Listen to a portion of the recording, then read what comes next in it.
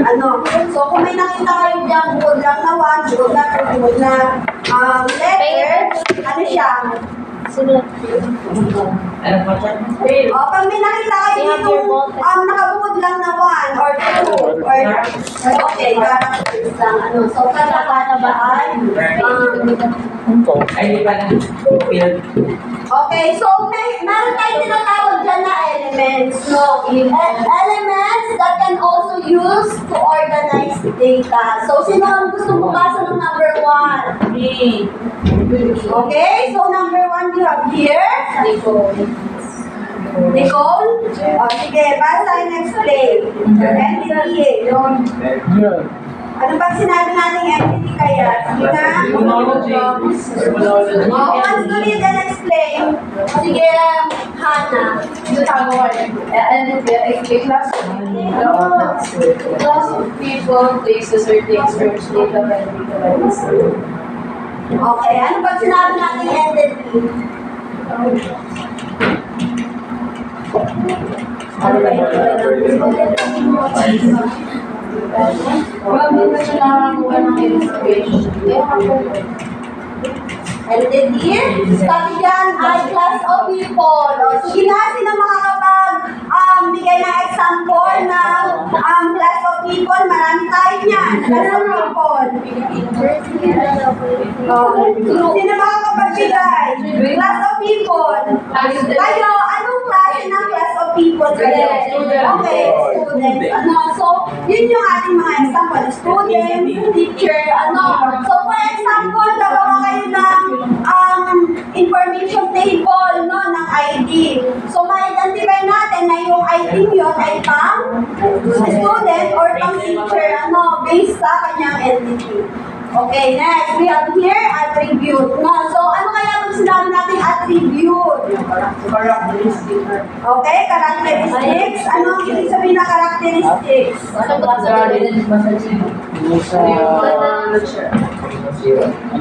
In English or in programming, siya ay yung tinatawag natin attribute. Ano siya? Nicole? Isa yung tinatawag natin. Attribute, siya yung tinatawag natin sa programming na mga Properties.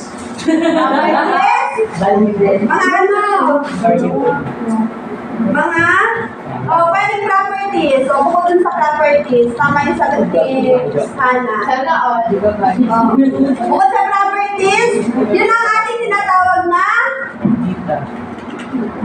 hindi tayo makakapag-code pag wala tayo dito. Variable. Okay, variable. Okay. Next naman ang ating key. So, ano kaya yung tinutukoy na key natin dito? Ako naman, no? Example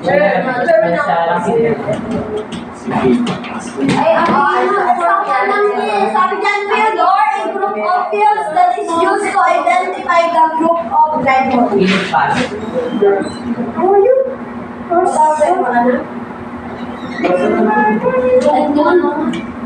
Mamaya lang kinukuha.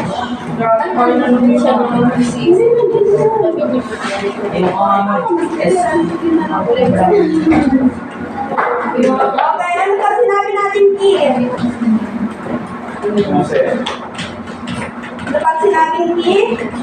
Field or a group of fields that is used to identify. So ang keyword natin dyan, identify. Paano mo siya ma-identify?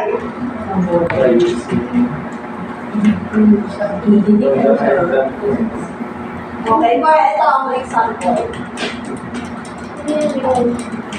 Okay.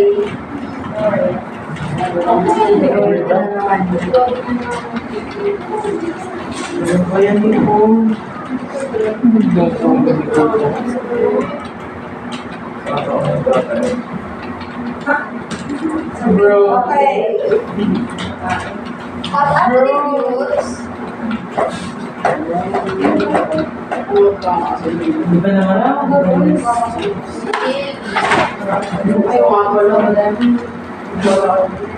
Sagani.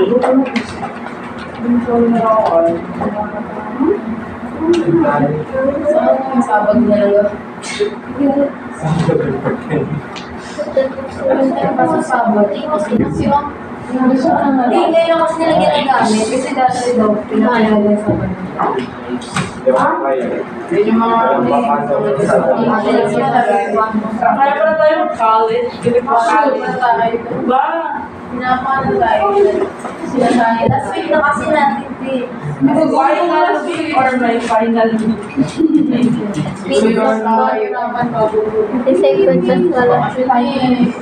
Tapos yung pinarapan ka din mo.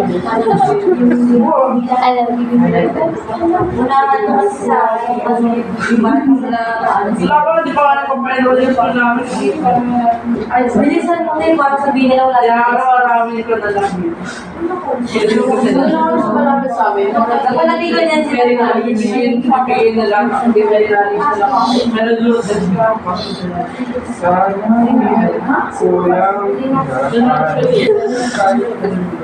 Okay, so, basta pag sinabi natin key, no, siya yung ating identifier. So, for example, ang ating attributes ay all about name. Ano? So, pwedeng yung name na yon ay lagay natin sa student ID. Ano? So, yun yung ating tinatawag na. Okay?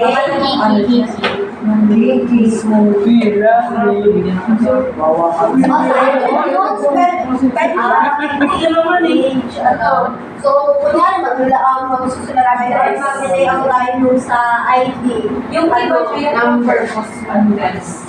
ha? Sige, na-identify niya si attribute. Okay? So, ang ating next activity, kasi tayo ay tapos na sa No. Ayoko na. tapos na tayo kasi sa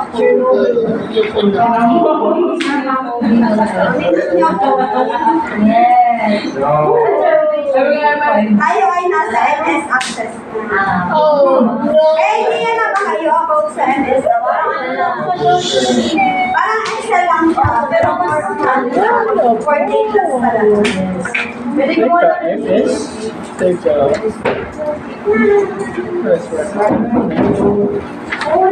Ayun, meron pa siya.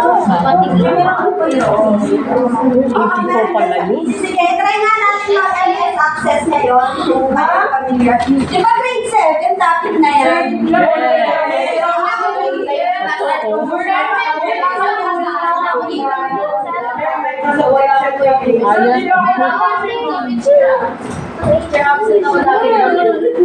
Kasi gano'n na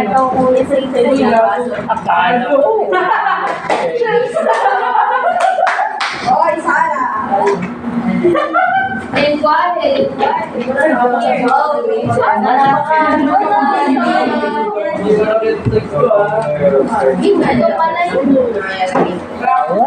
Sige, mag-press ka na ang quiz natin. Marami na si MS Access. lahat na lang buksan ba? Ay, yung gagamitin nyo lang. Parang wala kang Oh, ayun na. Hindi na yun. First time ko parang magamit. Okay. Wala. Yan, ginagamit nga ng grade 7 yung ay grade 8 pa lang. Ano ba? Ay, gusto. Ang bayan.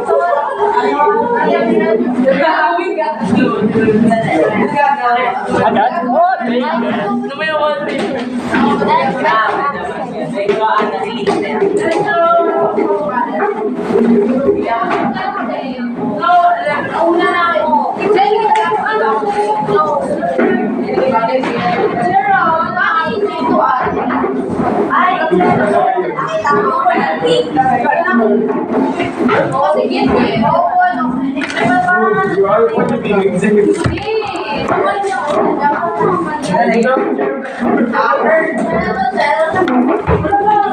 nakita mo.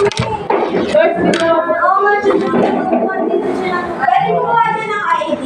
So, for example, na uniform mo na lahat ng student information dyan. For example,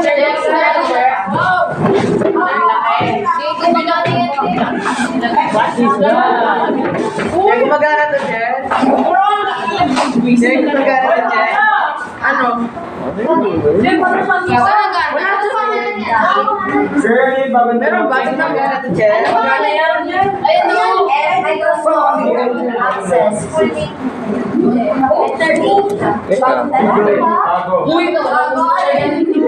nang babaklas ka po yan. Ako na may MS Access. Puntahan niyo. Ay, hindi Excel. Excel? My phone. Salamat sa pagbukas. Basta MS yan.